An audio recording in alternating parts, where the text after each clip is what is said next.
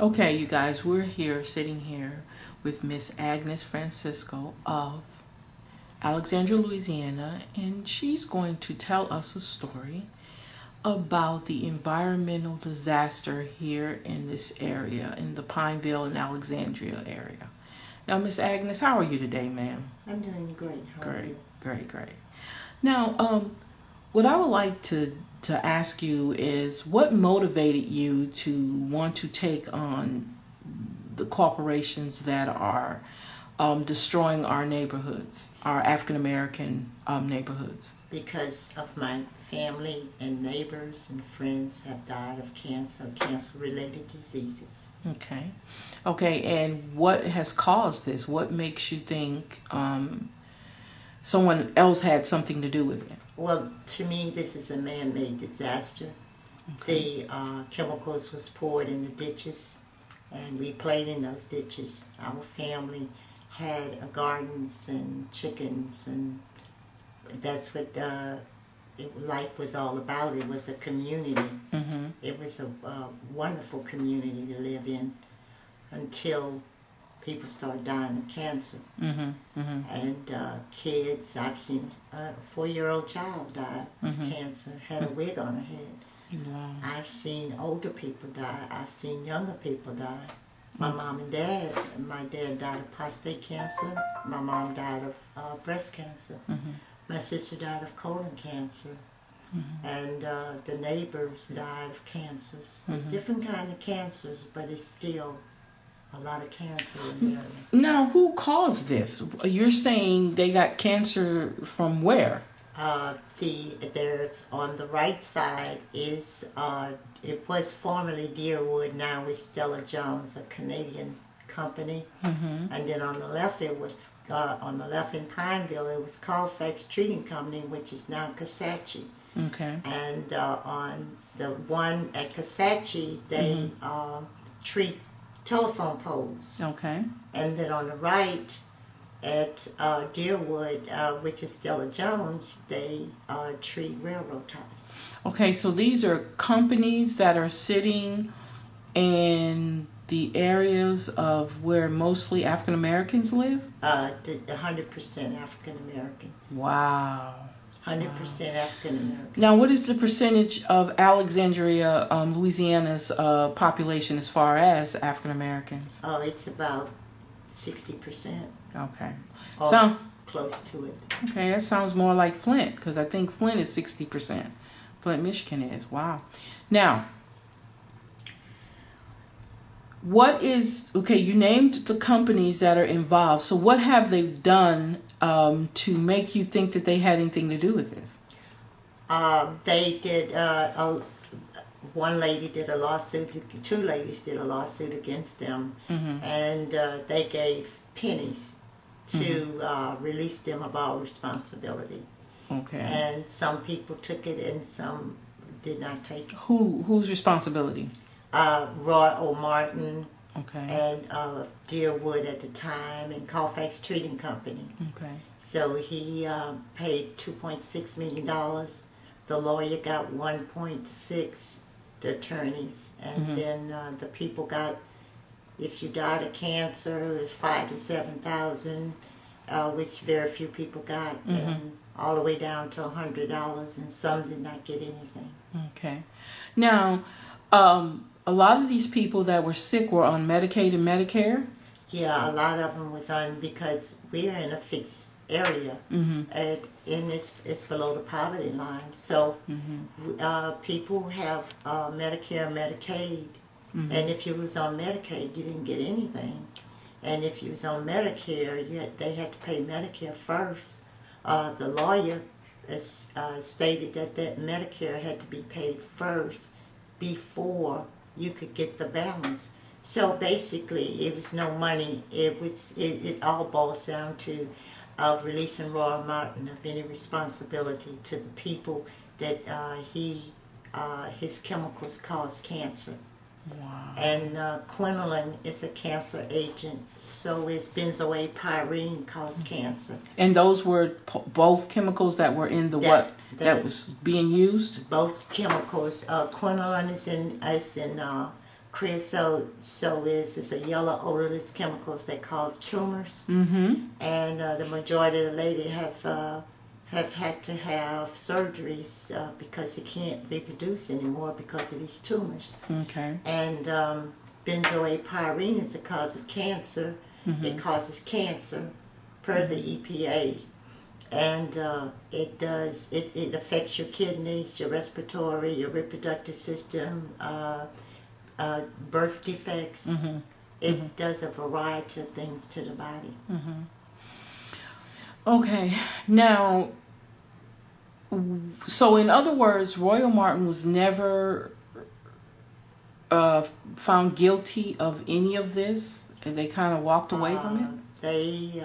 No, he was not found guilty of anything. He pays his way. He's the largest landowner in Louisiana. Wow. And so he gets what he wants when he wants it. Okay. He owns Alexandria. That's a known fact. Okay. And so it's hard to even put a dollar sign on people's death. Exactly. So it's not about money. It's about people dying of cancer and cancer-related diseases.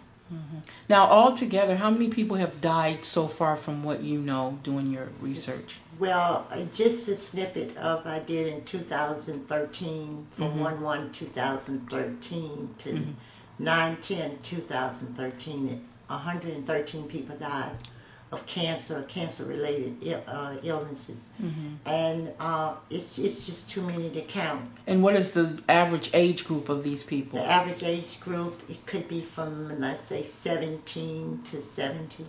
Okay. 75. Now, who have you've contacted a lot of people, but who mainly did you get the attention of, and did they try to come and help? Did they suggest? Did they bring you any resources to back up what you're saying?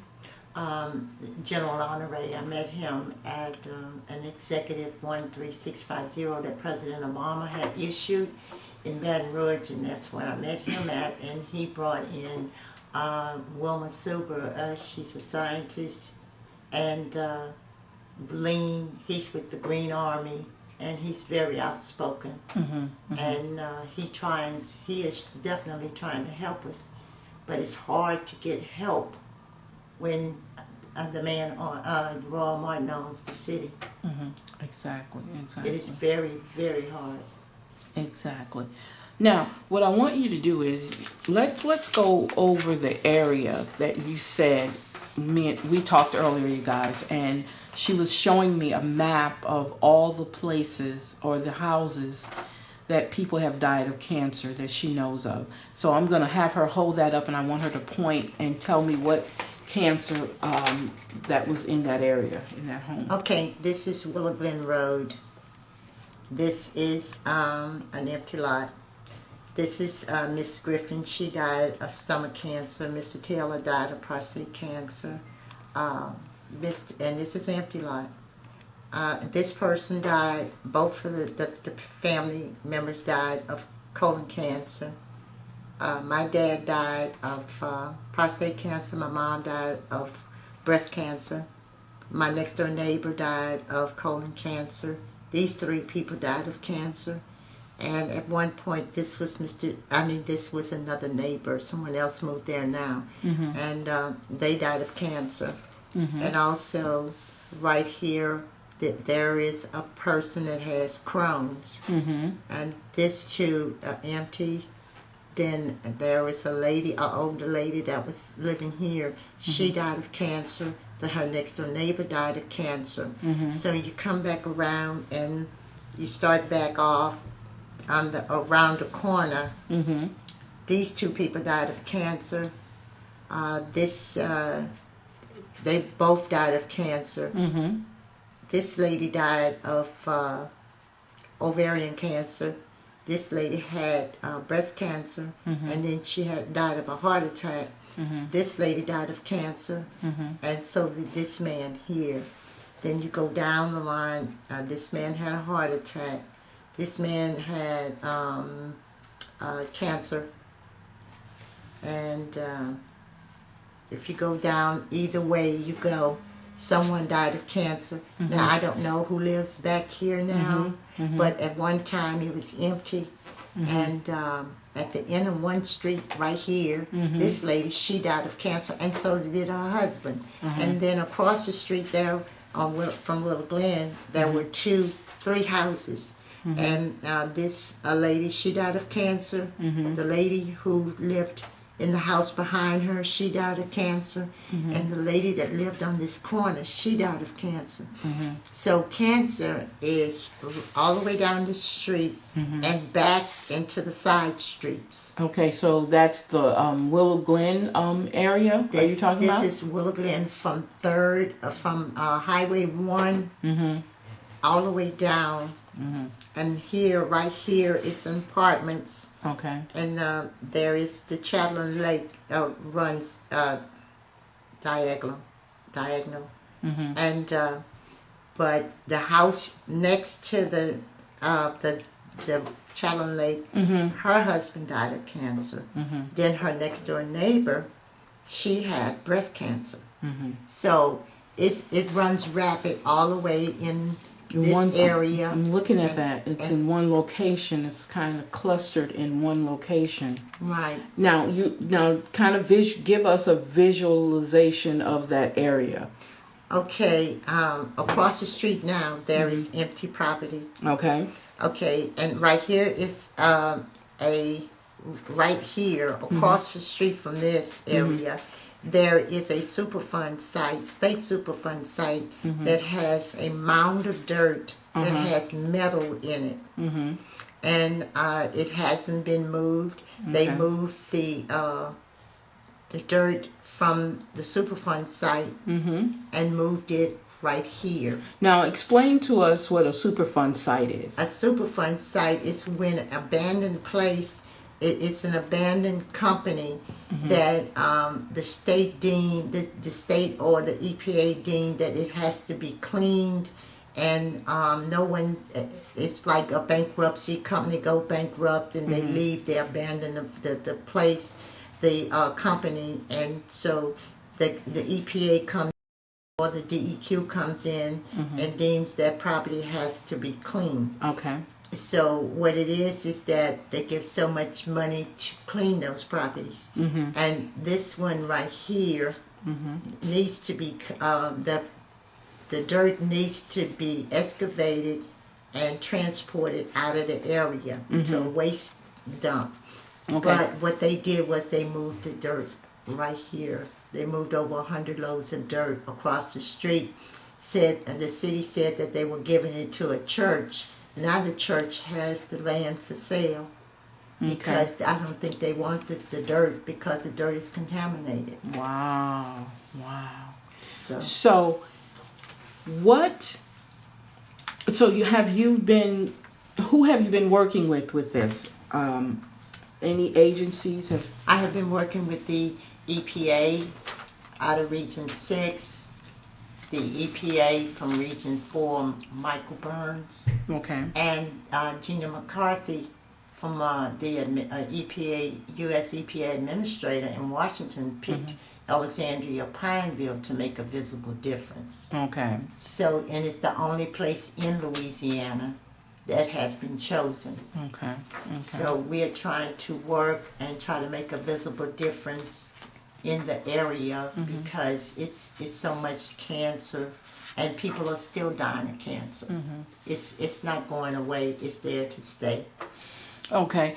Now, it's almost like David and Goliath. You're David and Royal Martin and all the other companies that are here, the Cosachi treating company.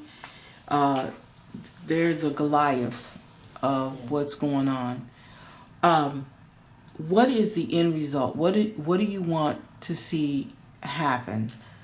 I want a better living, healthier living, and for the next generation to have a place to come to live and enjoy life, and clean air, clean water, and clean soil.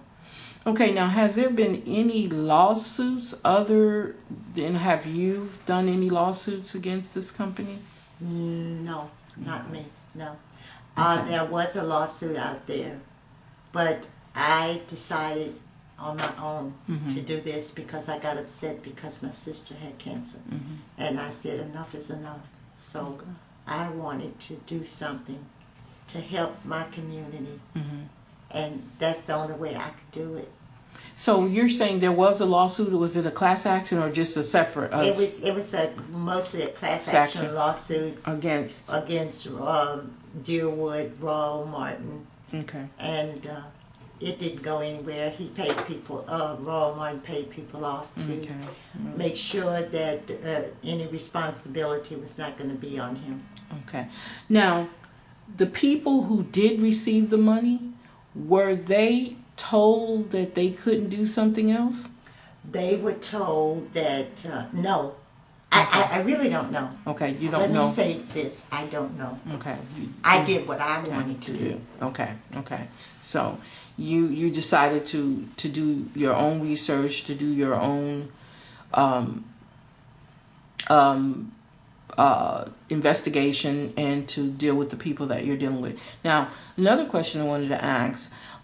Let's talk about the articles during which lawsuit was it that Royal Martin III, because it's the son now that's in charge, that he took some people out to dinner during the trial or after? That was after the first trial with the Tarver family. Okay, the Tarver family. With a family from Pineville. Okay. And after Verdier, they never did really vet this jury.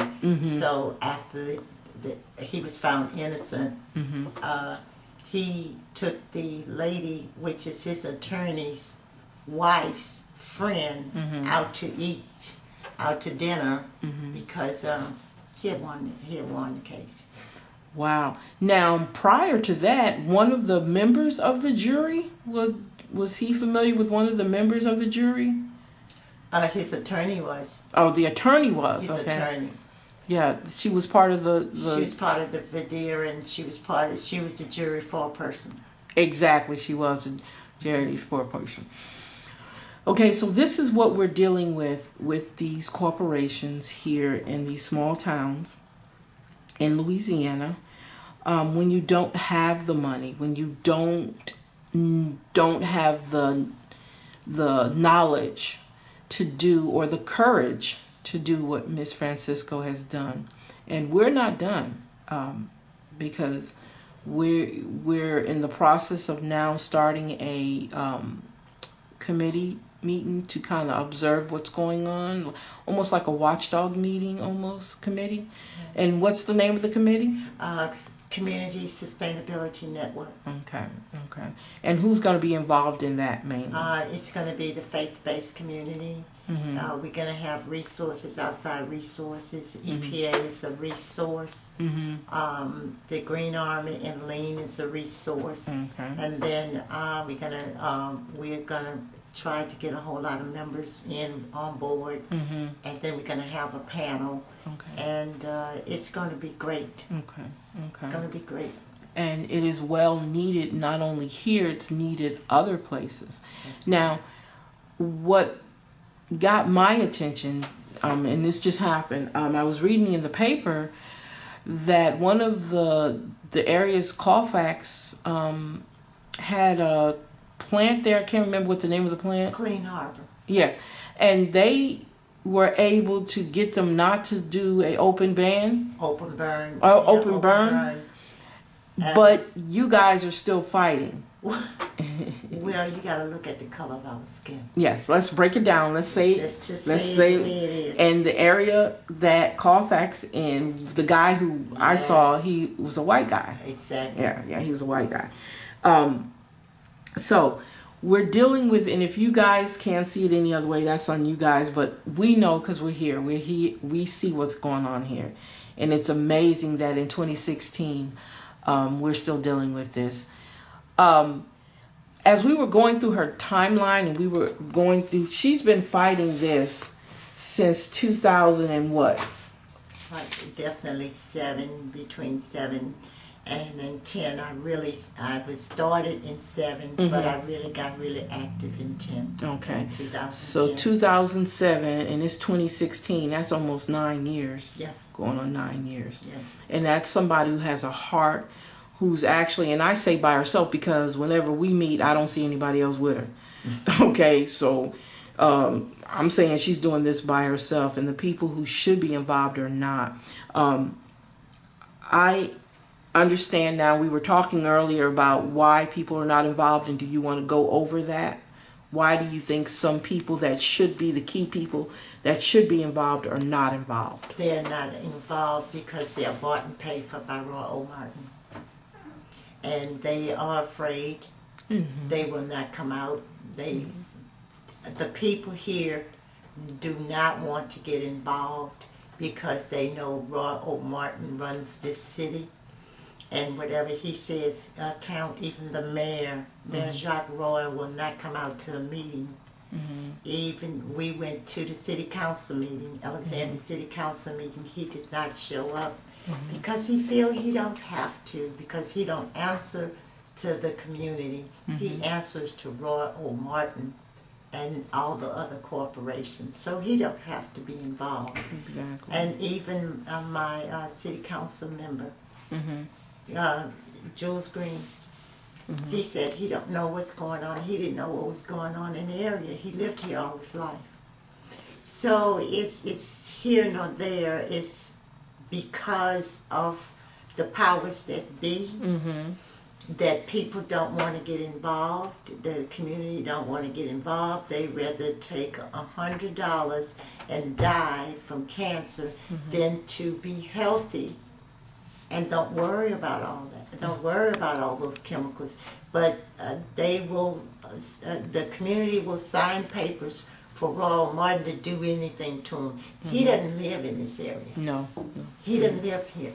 If he would spend one night on Bethel Street, at the end of Bethel Street, put him up a Winnebago, and bring his family in, and let his family stay there for about a week or two, and see how he feel, how bad the emissions are, the air, how it, and put him a garden there, and eat from that garden, and drink that water. So he would definitely know that it needs to change. It definitely needs a change. This is the 21st century. And it's still the good old boy world. Exactly. The good old boy. Whatever the good old boys say, that's what it's going to be. And this is Louisiana. Yep. And we're known for what? And Crooked politics. Corruption at its highest. That's right. That's right. Now, I have another question I wanted to ask you. Now, when you brought this to the attention of the DHH, what was their whole, how did they sum all this up? When the DHH got the Department of Health and Hospitals came down to Alexandria in April 2013, they sit there and told us it was our lifestyle. And since then, at least 3 people that was at that meeting has passed away. I asked the Department of Health and Hospitals to let's just walk into the neighborhood. And after the meeting, they got so upset that they turned around and they got in their vehicles and they went back to New Orleans. Wow. But they told us it was our lifestyle. Wow. Not everybody drink and smoke. Yes.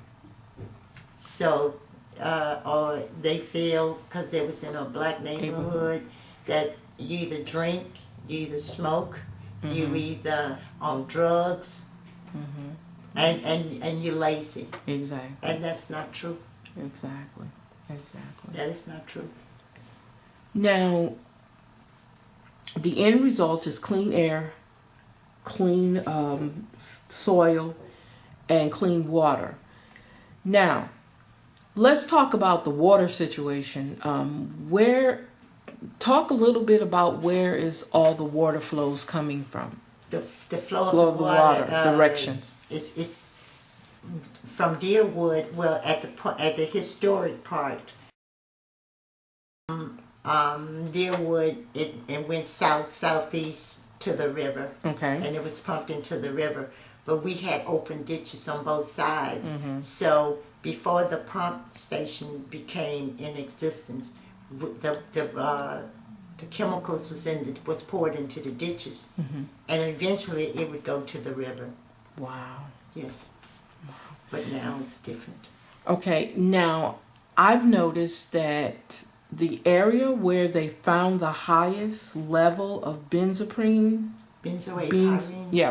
excuse me, where they found that at, now there is a park right next to it. So does that mean that they cleaned it up and built the park, or what? No, this was in the ditch. I was there when it happened. The Department of Environmental Quality came in and they did split samples with the city. He cut it in half, give half to the city, and he took the other half and sent it to the EPA lab in Houston. Okay. Now the EPA lab in Houston got this they have the same thing as the city. Okay.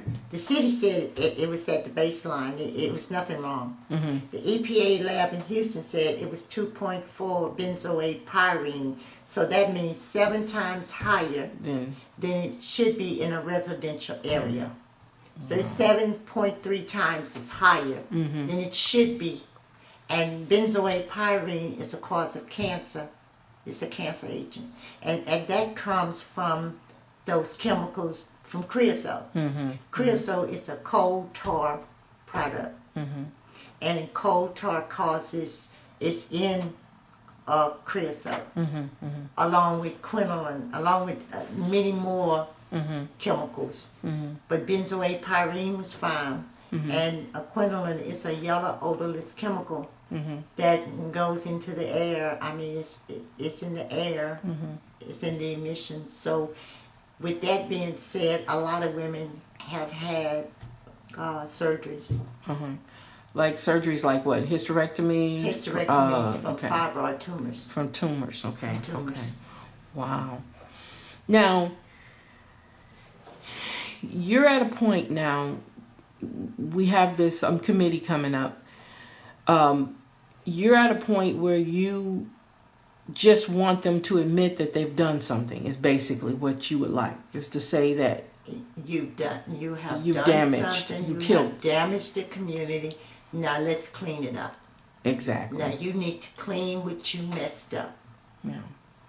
And how long do you think this has been going on?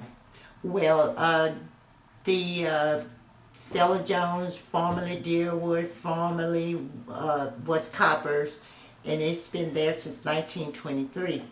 Now, as of Colfax Treating Company, which is now Casacci, it's been there for about, I think, 1940, in the 40s. Okay, so on average, it's almost close to like 60-something years of damage or more?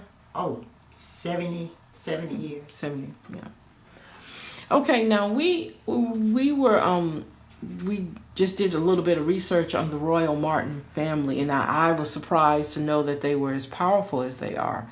If you guys are not familiar with the right to work law that we have here, the father, which is Royal Martin Sr., he was part of the GOP process to get that put in place. So I don't know if you guys understand. He was an avid Republican.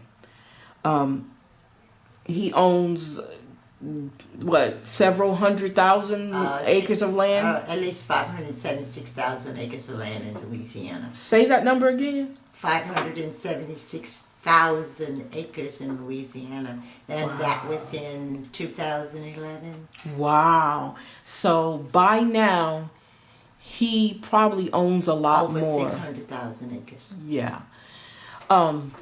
So do you understand, you guys, the power that is involved here? And now we can almost understand why people were reluctant to talk, reluctant to push the envelope like you have done, is because you have a lot of people who work for the Royal Martin. With them having all the different entities they have, you know who works for them. No, you don't. So this leaves us as African Americans in a bad place here. Being here in Louisiana, it puts us, because we do have a lot of structures and companies and corporations that are just like Royal Martin here. Yes. And who don't, I'm not going to say they don't care, but you know, it's about the dollar bill. The bottom line is the dollar bill. I'm not going to shut down my company because a couple of y'all got cancer. You know, hey, that's not. Yeah, and it's not a couple. Yeah. A couple of y'all got cancer. Hey, it's going to be business as usual. Yeah. And that's hurting because it's like nobody feels that we're important. We're like invisible. Yeah, we're invisible, and we're a nuisance. We're like gnats and flies. We're a nuisance. And they probably think that's what they want to call Miss Francisco, because I think she's been a really big thorn in their side. But I'm so proud of her because, like I said, and I told her earlier, whenever something goes down, it's always her by herself. She's very seldom has somebody standing beside her who's helping her with this. And this story is fascinating. It's weird because this is in my hometown. I mean, I live here, and I'm just like amazed that all this was going on. So we're at a point where we want change, and it's all about us making the change. It's all about them coming to the table and saying, we apologize, what happened? Can we do something to fix it? And please, you guys, please do not get the impression that it's over with. That it happened a long time ago and we need to move forward. It's not about moving forward, because you have to know the history before you can move forward to make things better. And when you know where it comes from, then you can move forward to fix it. But a lot of people didn't realize this was going on here. And the people here are afraid. The people here are systematically afraid. Yes. And they don't want to get involved because they don't want. It's so much connection here. You know, they might be a housekeeper for one of the employees, one of the head employees of Royal Martin. So they're not going to speak out, even though their family members are dying. No, they wouldn't. They're not going to speak out. So we're dealing with this type of dynamics. And believe it or not, other people from other places are just shocked that we are living like this and we're not fighting for it.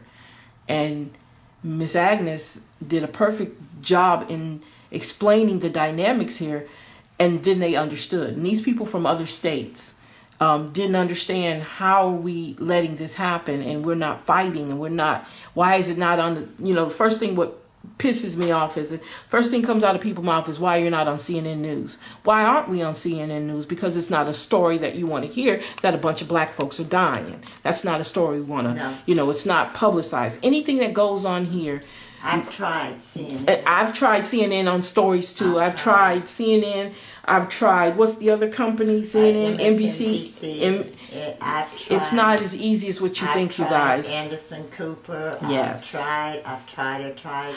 So ones, but we really don't know how far the rule goes. And when I say that, we don't know how far that dollar goes. That's right. To keep dollar talk. To keep everybody silent and not wanting to get involved. But because I have a video camera, this story will be out just like the other one we did. I'm going to combine them together so people can see that we're not making this stuff up. This is real. This happens. Flint. People probably was flabbergasted about Flint, Michigan. This is no different. It really isn't that much different. The only thing is, Flint is getting help, and we're being ignored. You know what I'm saying? It's being ignored. So again, you guys, I want to thank you. This is going to go on YouTube, so look forward to this video for sure. I'm going to start working on it tonight. So again, I want to say thank you, Miss Francisco. You guys, she's going to be on 770 AM KJCB on Saturday afternoon at 12 o'clock. And we'll be putting that one up too, because I'm going to do a video there too. So we're looking forward to that, you guys. So we want to say thank you for listening in and looking in. Bye-bye. Thank you.